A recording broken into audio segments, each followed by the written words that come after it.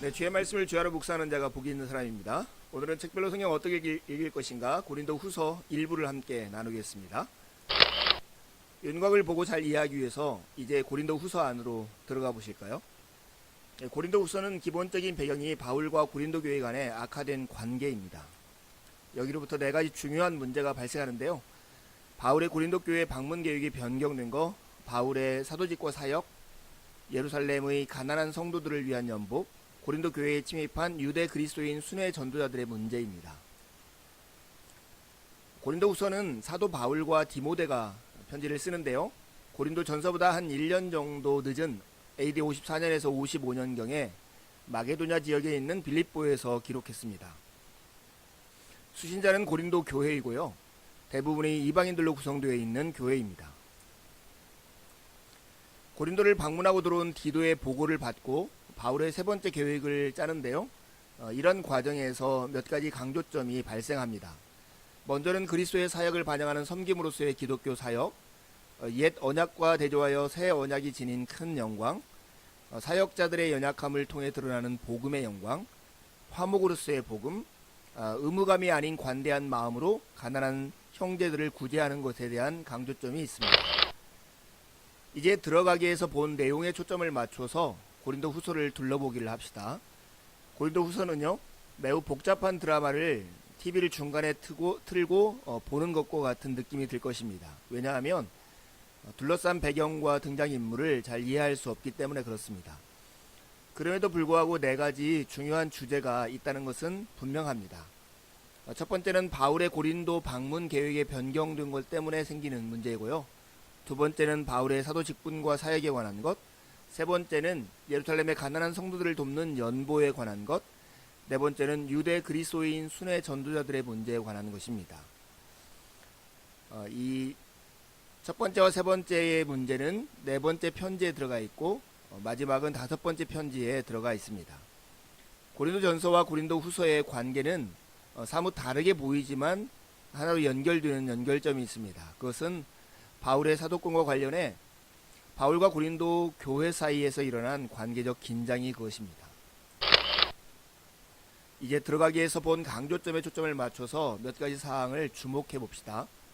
먼저는 전달 과정에서 편지 둘이 하나로 통합됐을 가능성이 매우 많다는 것입니다. 고린도 교회에는 적어도 5통의 편지가 보내지는데요. 먼저는 고린도전서 이전에 보내진 편지가 있습니다. 고린도전서 5장 9절에 보면 편지를 보낸 내용이 나오고요. 두 번째는 고린도전서이고 세 번째는 고린도후서 2장 3절과 4절에 언급된 고린도후서 이전에 디도편에 보낸 편지가 있습니다.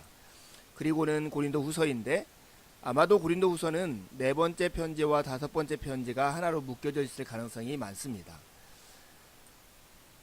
네 가지 문제, 이것이 어떻게 연결되는가를 보는 것은 고린도후서를 이해하는 데 매우 중요한데요. 계획 변경, 사도직과 사역, 연보, 순회 전도자들에 관한 내용입니다. 먼저 바울은 바울과 고린도 교회가 더 나빠진 관계가 된 이유를 밝히는데요. 고린도전서 16장 59절에 순회 계획이 있었는데 그것이 변경됩니다. 마게도냐를 거치지 않고 바로 고린도를 방문할 계획인 거죠. 그러자 고린도 교회는 당혹감을 갖게 돼요. 연보가 준비되지 않았는데도 갑작스러운 방문이 아마 그들을 힘들게 했을지 모르겠습니다. 두 번째는 편지를 가져갔던 디도가 그 지역에서 가져온 소식입니다.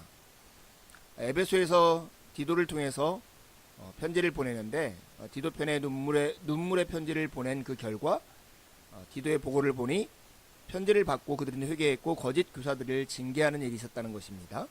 기뻤던 것이죠.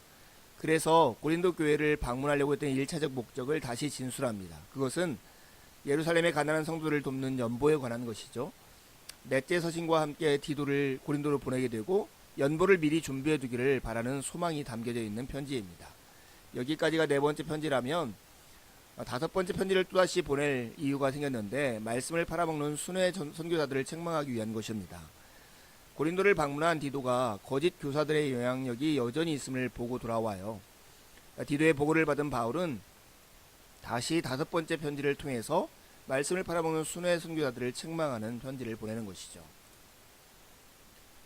바울과 고린도 교회가 처한 상황을 이해하는 것도 고린도 후서를 이해하는 데 매우 중요하기 때문에 주목해야 합니다. 고린도 후서 7장 5절 말씀에 우리가 마게도냐에 이르렀을 때에도 우리 육체가 편하지 못하였고 사방으로 환난을 당하여 밖으로는 다툼이요 안으로는 두려움이었노라. 이 말씀은 바울과 고린도 교회가 처한 상황을 직시하게 해줍니다. 바울의 상황은 안으로는 다툼이고 밖으로는 두려움이었습니다. 아시아에서 당한 환난을 1장 8절에서 10절에 그리고 있는데 힘에 겹도록 그 다음에 사형 선고를 받은 것 같은 환난을 당했습니다. 안으로는 물질적인 어려움이 있었고 불의를 행하는 자들 때문에 힘들었고 대적이 많아졌고 바울 자신에 대한 오해 때문에 매우 힘든 다툼의 과정이 있었던 것이죠. 근데 바울의 상황 못지않게 고린도 교회도 그랬습니다.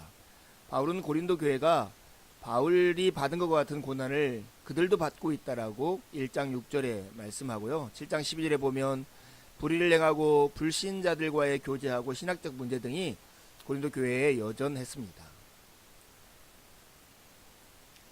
그러나 사역과 복음의 관계를 이해하는 것은 바울이 이 편지를 쓰는 내용의 핵심이기 때문에 또다시 우리가 주목해야 합니다. 사역에 적용된 십자가 신학이죠.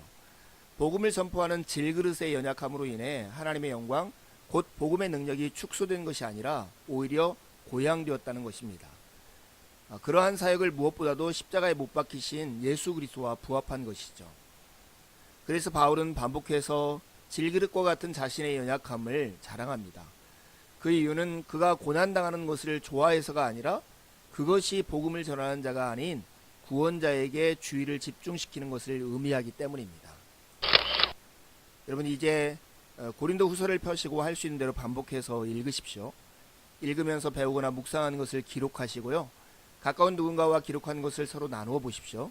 다시 한번 이 영상을 보면서 더 깊이 생각해 보시고 읽고 묵상한 내용을 가지고 하나님 앞에 나아가 기도를 드리십시오. 하나님의 은혜가 아침 햇살처럼 여러분 영혼 안으로 들어올 것입니다. 감사합니다.